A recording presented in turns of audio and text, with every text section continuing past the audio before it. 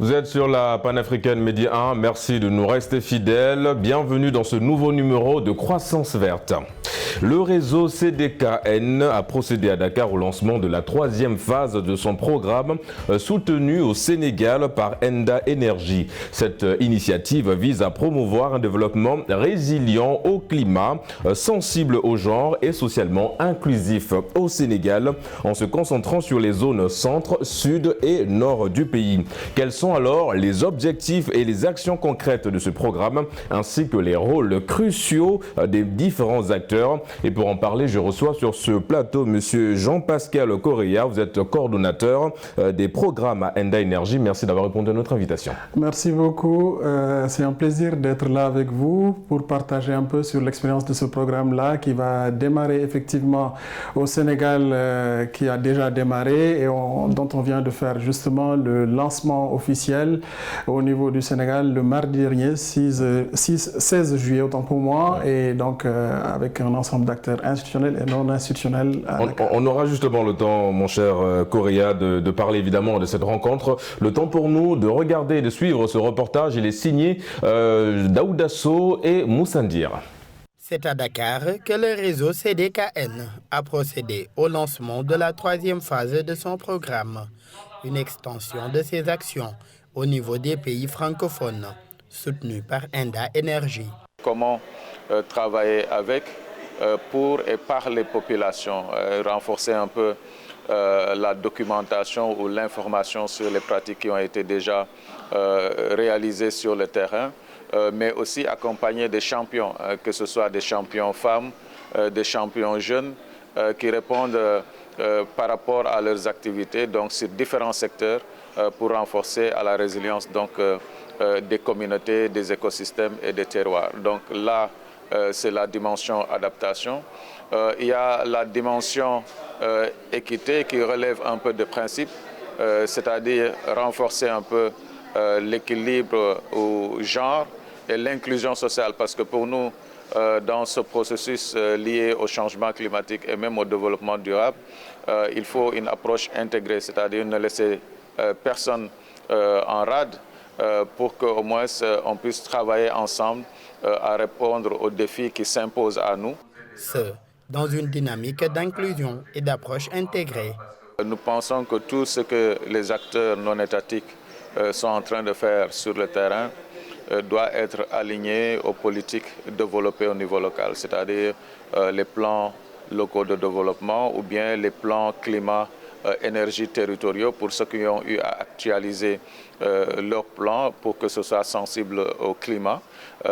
Tout ce que nous sommes en train de faire répond à des secteurs déjà identifiés comme priorité au niveau de ces plans-là. Mais mieux, on a parlé de la contribution déterminée au niveau national qui définit les engagements du Sénégal par rapport à l'accord de Paris. Quand il en viendra à comptabiliser, par exemple, les efforts faits au niveau national, nous pensons qu'il est justifié que ce qui est fait par les acteurs non étatiques puisse être considéré et davantage impliqué dans cette démarche-là les autorités locales, c'est-à-dire les collectivités, les organisations communautaires de base qui ont aussi des actions, donc on a parlé souvent des connaissances endogènes qui devraient être, à mon avis, promues. Le choix d'Enda Energy n'est pas fortuit. L'organisation partage les mêmes valeurs et objectifs avec l'Alliance pour le climat et le développement. Le choix du Sénégal qui est passé à travers une évaluation qu'ils ont eu à faire au niveau de l'Afrique centrale et de l'Afrique de l'Ouest, donc qui a justifié le choix du Sénégal parce qu'il y a un partenaire Enda que nous représentons ici, qui a pu satisfaire aux différents critères qui étaient soulevés et qui ressortaient par rapport à l'analyse qu'ils ont eu à faire comme un partenaire pouvant étendre et consolider les activités attendues dans le cadre du programme CDKN qui non seulement touche l'Afrique mais aussi implique l'Amérique latine de même que l'Asie. Le programme va être déroulé dans 3 zones du pays, à savoir la partie centre, sud et nord du Sénégal.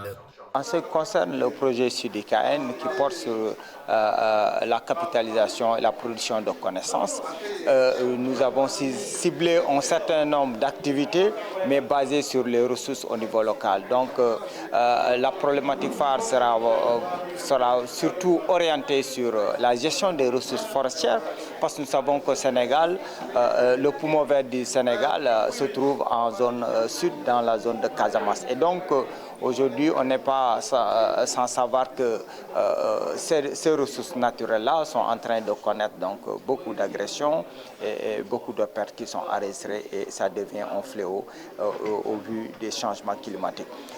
Mais également, il y a beaucoup de pratiques agroécologiques pour vraiment satisfaire cette question-là, sur les bonnes pratiques en matière d'agriculture. En ce qui concerne la zone nord, nous allons intervenir sur deux thématiques majeures. La première thématique, c'est la restauration des terres dégradées.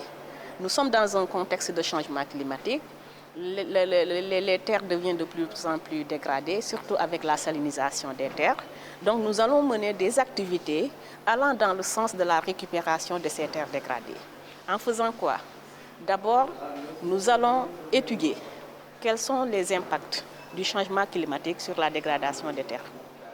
Et à partir de cette étude-là, nous allons restituer avec les acteurs concernés pour voir quelles sont les leçons apprises, quels sont les axes d'intervention que nous allons privilégier pour restaurer les terres déjà dégradées. Par rapport aux pertes et dommages, on sait que les catastrophes actuellement sont inévitables. Donc il va falloir trouver des solutions allant dans le sens de réduire les pertes. Raison pour laquelle, avec le volet pertes et dommages, nous allons privilégier l'accès à l'information climatique. Au niveau de la zone centre, il y a cette forte dégradation liée à l'élévation du niveau de la mer, qui a occasionné entre autres les phénomènes d'inondation, d'érosion côtière, etc. et surtout de salinisation des terres agricoles. Pour nous, c'est important donc de produire, de faire la capitalisation sur ces phénomènes liés au changement climatique pour mieux comprendre comment ces phénomènes-là ont été, en tout cas, évoluent et apporter les réponses nécessaires. Et ça c'est au niveau de l'écosystème. Au niveau également des communautés, il faut des actions qui vont aller vers le sens de renforcement de capacités, des actions aussi avec les jeunes au niveau des établissements scolaires. Le capitaine Diallo vient d'ailleurs du centre du pays. Il est le conservateur de l'aire marine protégée du Gandoul, dans la zone biosphère du delta du Saloum. Dans cette zone, la restauration et la préservation de l'écosystème marin y occupent une place de choix. On a vu que notre façon de travailler, notre façon de conserver vraiment les ressources marines et côtières répondent franchement aux aspirations du projet. Donc, comme nous, on travaille dans le cadre de la restauration, quand on parle de restauration, on fait allusion aux activités de reboisement, d'ensemencement des arches, immersion donc de récifs. Tout ça, on constate que ça pourrait être, dans le cadre du déroulement du projet, être pris en compte par ce projet-là. Cause pour laquelle donc, ce projet donc, nous intéresse, et je crois que dans le cadre de sa mise en œuvre, ça pourra vraiment nous capaciter pour que nous, en tant que direction des aires marines, puissions aider les communautés. Ce programme de l'Alliance pour le climat et le développement, SEDECAN, vient à son heure, comme en témoignent les membres du comité sénégalais sur le changement climatique COMNAC. Le COMNAC ne fait que s'en réjouir, parce qu'en réalité, souvent, on élabore beaucoup de rapports, il y a beaucoup de projets, mais souvent menés au niveau national. Et donc, ce programme cible plus l'échelle locale, où les impacts du changement climatique se font le plus sentir. Et donc c'est très louable que ce projet arrive à temps pour permettre un peu de prendre en charge les préoccupations liées un peu aux impacts du changement climatique, mais particulièrement à l'échelle locale où les capacités sont très faibles très souvent, mais énormément de connaissances vraiment à maximiser. Et je pense que ce projet-là va nous permettre un peu de tirer grand profit du savoir-faire un peu de ces communautés et de ces différents acteurs au niveau local. La production des connaissances et leur vulgarisation occupent une place très importante dans le programme CDKN. Des connaissances qui existent au niveau communautaire et qui pourraient davantage être valorisées. Si vous faites un peu la rétrospective, ces communautés ne manquent pas de mémoire, ne manquent pas de savoir-faire parce qu'elles ont toujours su faire face un peu aux impacts de la variabilité. Aujourd'hui, ce n'est pas le savoir qui manque, mais plutôt les capacités. Donc je pense que le fait déjà de pouvoir un peu recenser ces expériences, ces capacités, pour moi, ça constitue une porte d'entrée pour mieux, disons, réorienter les politiques et même les stratégies en tenant compte du savoir-faire. Parce que quand on parle d'adaptation, il y a fondamentalement deux aspects, c'est l'appropriation et la pérennisation. Et donc, quand on part du savoir et des connaissances de ces communautés, on est sûr de les valoriser et donc elles vont automatiquement s'approprier le processus. Et quand elles s'approprient le processus, c'est gage un peu de durabilité. L'Observatoire des transitions justes et durables compte également jouer sa partition à la bonne marche de ce programme. L'Observatoire a été mis en place justement pour répondre à cette problématique relative à la collecte, mais aussi à la mise à disposition d'évidences. Les évidences, ce n'est pas seulement de données relatives à l'accès, par exemple, aux services énergétiques, mais aussi c'est la perception et les besoins. Et aussi quelques expériences réussies, ou bien des expériences qui n'ont pas pris forme, mais qui peuvent être corrigées. Et donc pour cela, on considère qu'avec cette initiative du CDKN portée par Enda Energy, justement cette nouvelle initiative va venir renforcer le travail que l'Observatoire était ou bien actuellement est en train de mener en termes de collecte de données. Donc ça sera une harmonie et une synergie parfaite qui sera identifiée à ce niveau. Au niveau de chaque guichet de la transition, des transitions qui ont été mis en place par l'Observatoire, il y aura un travail de fond avec les acteurs à la base sur la recherche de ces évidences et qui entre en droite ligne avec ce que la CDKN va faire. Mais aussi, il y aura un travail de coproduction de ces évidences scientifiques avec les chercheurs, mais aussi avec les acteurs communautaires. Les jeunes occupent aussi une place de choix dans la résilience au changement climatique. Ces derniers sont d'ailleurs organisés sur la Petite Côte, un club appelé le micro de la transition LMT. Dans le cadre du programme CDKN, les clubs LMT pourraient intervenir dans le volet EBA, c'est-à-dire Ecosystem Based Adaptation. C'est l'adaptation basée sur les écosystèmes. Puisque l'objectif des clubs LMT, c'est surtout d'accompagner les communes à bâtir leur résilience, ils pourraient agir dans le sens où ils sont déjà habitués à faire des actions qui vont dans le sens de se protéger, de répondre aux défis climatiques, les jeunes surtout, parce que les micros de la transition, c'est principalement composé de jeunes. Les jeunes surtout, ils vont agir selon les connaissances obtenues avec les apprentissages à travers les différents ateliers de Enda Energy. À travers cela, ils pourront agir pour la protection des écosystèmes, l'engagement dans les actions pour le changement climatique, etc. Après son lancement au Sénégal, le programme CDKN va s'étendre sur une durée de 2 ans, allant de 2024 à 2026. Le programme a été créé en 2010 pour aider les pays d'Afrique, d'Asie et d'Amérique latine à concevoir et à mettre en œuvre un développement compatible avec le climat. En Afrique, l'Alliance sur le climat et le développement CDKN déploie ses actions dans 5 pays que sont l'Éthiopie, le Ghana, le Kenya, la Namibie et le Sénégal. Sa phase 3, déroulée au Sénégal, a pour objectif un développement résilient au climat, sensible au genre et socialement inclusif. De retour sur le plateau de Croissance Verte pour la suite de cette émission. Monsieur Correa, vous l'avez souligné à l'entame de vos propos, le programme a été lancé il y a quelques jours, en début de semaine en l'occurrence. Tout d'abord, pouvez-vous nous expliquer en quoi consiste exactement le programme SIDKN et ses principaux objectifs au Sénégal? Merci. Au niveau du Sénégal, l'ambition est de mettre en place un centre de ressources. Et donc, qui dit centre de ressources parle d'entrée et de mise en place d'un dispositif qui favorise la production d'informations que nous allons transformer en connaissances et aussi la diffusion de ces connaissances-là vers les usagers finaux et pour l'aide à la décision.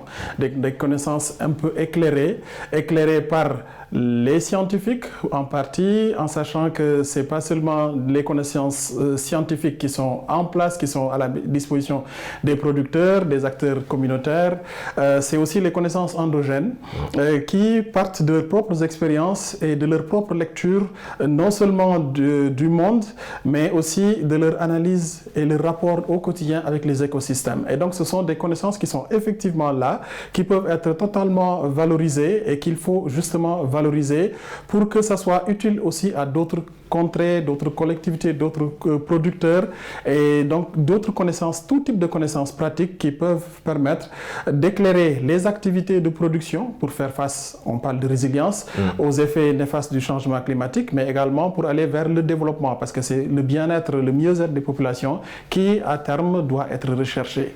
Donc un centre de ressources pour produire et mettre à disposition des acteurs des connaissances. Alors on rappelle que nous sommes, c'est le lancement de la troisième phase de ce programme-là. Pourquoi le choix du Sénégal pour le lancement? C'est déjà, en fait, le lancement a eu lieu dans les autres pays, les 4 autres pays qui ont été cités. Et pour le Sénégal, c'est la première fois que SIDKN étend ses activités ici. Et ça vient d'être fait dans le cadre de cette troisième phase. Et donc, le Sénégal a pu, de par un travail de fond qu'ils ont opéré au niveau des partenaires qui portent l'initiative SIDKN, South North, qui est basé en Afrique du Sud. Ils avaient l'ambition, ils avaient le souhait en tout cas d'étendre les activités à des territoires, des États comme les États francophones, puisque c'est des espaces dans lesquels ils n'ont jamais pu travailler. Et donc ils étaient à la recherche de pays qui pourraient résoudre en tout cas cette équation, comment faire en sorte que les connaissances produites ailleurs puissent servir à des espaces aussi francophones et également dans le sens inverse, comment est-ce que les connaissances produites par des acteurs au niveau des pays francophones puissent entrer dans une dynamique d'échange pour le bénéfice des acteurs africains. Parce que finalement, c'est ça l'idée, c'est le cross-learning, comment faire en sorte que tous les Africains qui ont des expériences sur des types d'écosystèmes particuliers puissent bénéficier des expériences réciproques, mutuelles, à gauche, à droite. Un travail en synergie. Tout à fait. Et en parlant de travail en synergie, M. Correa, on rappelle qu'évidemment, Enda Energy est en partenariat avec le lancement, évidemment, avec ce programme-là. Quelle est l'importance de la collaboration avec Enda Energy, justement, sur ce programme, le programme SIDKN? SIDKN. Et donc, pour Enda Energy, l'idée, c'est vraiment de pouvoir faire venir au Sénégal des expériences d'ailleurs, mais aussi valoriser les expériences et les connaissances qui sont déjà produites par des acteurs nationaux, qu'ils soient au niveau communautaire, des groupements de femmes, des organisations de jeunes, que ce soit des autorités locales, des élus locaux avec les plans de développement, que ce soit au niveau national. On a des choses à mettre à disposition parce que l'idée est vraiment le soubassement, l'épine dorsale de toute cette initiative qui a une trajectoire panafricaniste, c'est de s'adosser sur l'agenda 2063 de l'Union africaine, et donc qui permet finalement de se dire comment est-ce qu'on va parler un même langage dans tous les pays africains, si tant est qu'il y a des expériences à partager et qui permettent de ne pas recréer la roue à gauche, à droite, suivant les pays. Et quels sont les critères qui ont déterminé le choix des zones? On a parlé des zones centre, sud et nord pour la mise en œuvre du programme au Sénégal. Comme on parle de connaissances, on parle d'expérience, on parle aussi de possibilités d'apprentissage et de mettre à disposition justement ces informations et connaissances à caractère scientifique ou non scientifique à la disposition des acteurs. Ça veut dire, on s'est dit, il faudrait essayer de voir comment diversifier les portes d'entrée en termes de niche d'apprentissage. Où est-ce qu'il y a des potentiels de produire de la connaissance? Et donc, les critères ont été de se dire, on va regarder différents types d'écosystèmes. On en a parlé au niveau du Sud. Le choix a été de se dire qu'au regard de la situation agroécologique et donc la configuration, on se dit l'écosystème forestier permettrait de produire des connaissances sur cet écosystème et de mettre ça à la disposition. Au centre, c'est l'écosystème de mangrove qui a été mis en avant en sachant que on parle de changement climatique avec sa variabilité à gauche, dans les différentes zones, mais cette variabilité, on peut apprendre, tirer des connaissances dans chaque type d'écosystème. Et au nord du Sénégal, c'est la dégradation des terres et donc avec la perspective de gestion durable des terres au regard de la salinisation. C'est ça qui a été finalement mis en avant en se disant c'est une zone côtière. Elle a un écosystème particulier, cette zone-là. Il faudrait aussi essayer de produire de la connaissance. Et donc, on a 3 niches d'apprentissage. Et c'est une des particularités, une des valeurs ajoutées de la démarche du Sénégal, contrairement à d'autres pays qui n'ont une seule porte d'entrée. Nous, on en a 3 et qui permettent de mettre ça à la disposition des jeunes. Et justement, M. Correa, quelle est l'importance de l'inclusion des jeunes dans les initiatives de résilience au changement climatique, notamment à travers les clubs de micro de la transition?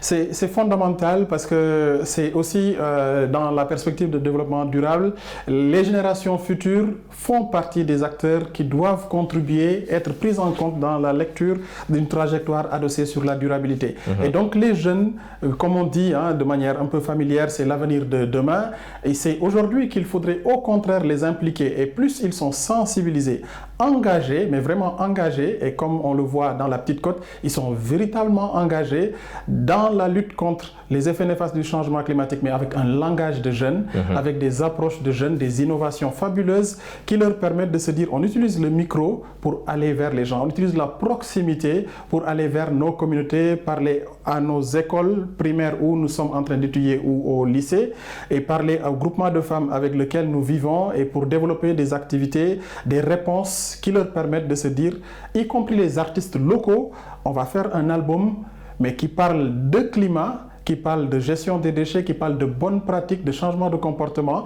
en utilisant les langages. Le langage, la capacité d'innovation, c'est véritablement une valeur ajoutée de la part de ces jeunes-là. Et donc, ça apporte en plus. Non, on parle de jeunesse et comme dit souvent, la jeunesse représente l'avenir du pays, en l'occurrence du Sénégal. Mais qu'en est-il des femmes? Le rôle justement et l'implication des femmes dans la réussite et l'implémentation de ce programme?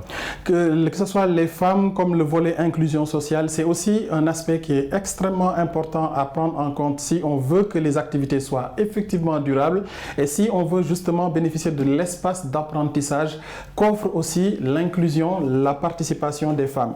En fait, elles ont cette expérience très concrète d'un quotidien qu'elles sont en train de gérer parce qu'elles apportent des réponses spontanées. Mais il faut justement tirer des leçons de ces réponses spontanées en attendant que la lecture scientifique y appose aussi une autre dimension pour un changement d'échelle. Et donc il faut véritablement profiter de cette capacité des femmes à se mobiliser, à produire des réponses spontanées pour pouvoir recueillir ces réponses-là et produire de la connaissance, une lecture qui va être justement prise en charge autant par les décideurs au niveau communautaire que dans la trajectoire du Sénégal au niveau national également. Et donc c'est leur inclusion, leur intégration dans la dynamique et comme on parle d'inclusion sociale aussi, c'est aussi les catégories parfois oubliées qui apportent des réponses. Mais ce sont les réponses-là qui doivent aussi parler à tout le monde. Un réfugié climatique ou environnemental, il a bougé de sa zone pour aller vers une autre zone, il y a une raison. Et puis là où il va, pourquoi il s'est installé là-bas, il y a une raison. Il faut arriver à comprendre ça, mais pour comprendre ça, ça veut dire qu'il faut aussi être à l'écoute et intégrer cet acteur, ce réfugié environnemental, ce migrant, cet autre jeune qui n'est pas toujours écouté. Plus on a cette perspective d'inclusion sociale et de prise en compte du genre, plus on arrive à avoir des réponses qui parlent à la communauté. Et justement, Monsieur Correa, en quelques mots, parce que nous arrivons au terme de cette émission, quels sont les défis aujourd'hui qui attendent évidemment Enda Energy et ce programme, on a envie de dire? Le principal défi, c'est la participation. Et nous sommes sensibles, nous prêtons véritablement attention à ça. La participation, ça veut dire faire en sorte qu'on ne recrée pas la roue d'abord, parce qu'il y a des connaissances, il y a des producteurs de connaissances, il y a des acteurs qui sont en train de faire quelque chose sur le terrain. Il ne s'agit pas de venir recréer la roue, de reprendre comme si ça n'existait pas. Donc il faut aller vers ces gens-là et faire en sorte qu'ils participent au processus de production de connaissances pour les valoriser. Et donc ça veut dire mettre en avant aussi ces acteurs-là. Et donc ça veut dire chacun à sa place, et il faut véritablement arriver à faire en sorte que ce programme parle à chaque composante qui a des apports dans l'action climatique. Toutes les catégories de producteurs de connaissances sont à prendre en charge. Est-ce qu'il y a un calendrier déjà préétabli, notamment dans les zones? Est-ce que vous avez déjà un calendrier préétabli pour chaque action dans les zones définies? Tout à fait. Il y a un calendrier pas dans le sens préétabli ou fixé, mais un rythme de mise en œuvre. Et donc, ce calendrier-là va être beaucoup plus pris en charge par les acteurs de chaque zone. Mais dans le rythme, il y a un temps de production de connaissances qui va être le prétexte quand on travaille avec un groupement de femmes au nord, et de se dire les activités qu'elles vont mener à partir de l'information climatique pour peut-être récupérer les terres. C'est un temps de production de connaissances, mais maintenant, il faudra aussi un temps pour digérer, traiter cette connaissance. On est dans la valorisation, seconde phase, et peut-être qu'il peut nous amener vers la mi-2025, et puis un temps de diffusion de ces connaissances-là pour que ceux qui en ont besoin puissent les obtenir, et on sera dans la seconde partie du calendrier. Merci à vous, monsieur Jean-Pascal Correa. Je rappelle que vous êtes coordonnateur des programmes à Enna Énergie. Merci d'avoir répondu à notre invitation. Ça a été un plaisir. Et c'est la fin de cette émission Croissance Verte. Merci d'avoir suivi. Excellente suite des programmes sur nos antennes.